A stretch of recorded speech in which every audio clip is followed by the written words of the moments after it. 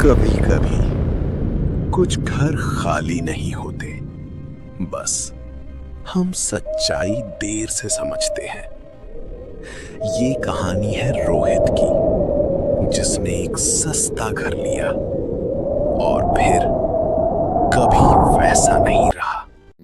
रोहित एक IT job के लिए नए शहर आया था। काफी ढूंढने के बाद उसे एक घर मिला। किराया बहुत कम था, इतना कम कि उसे खुद अजीब लगा। उसने मकान मालिक से पूछा, इतना सस्ता क्यों है?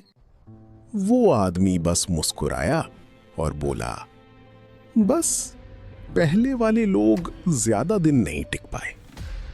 रोहित ने हंसकर बात टाल दी।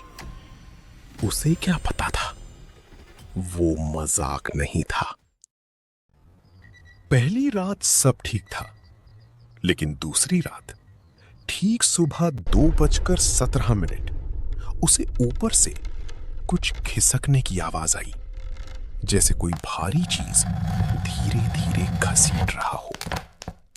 रोहित ने सोचा शायद पड़ोसी होंगे।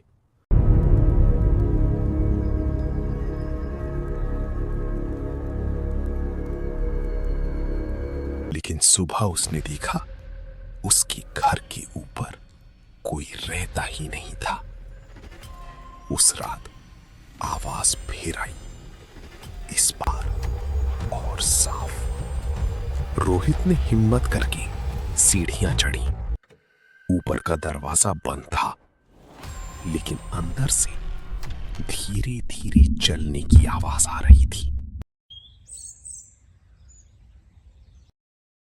अगले दिन रोहित ने पड़ोसियों से पूछा। सबने एक ही बात कही, ऊपर मत जाना। अब रोहित और ज्यादा परेशान हो गया। उसने मकान मालिक को फोन किया, लेकिन इस बार उसका जवाब अलग था। अगर आवाज आती है तो ध्यान मत देना। उसने तय किया, आज रात वो सच्चाई पता करेगा। रात 2:17 आवाज फिर शुरू हुई। इस बार रोहित सीधा ऊपर गया। दरवाजा थोड़ा खुला हुआ था। धीरे से उसने दरवाजा खोला। अंदर अंधेरा था, लेकिन फर्श पर कुछ निशान थे, जैसे कोई भारी चीज बार बार घसीटी गई हो। अचानक एक कोने से हल्की सी आवाज आई, कोई है। रोहित का दिल तेजी से धड़कने लगा।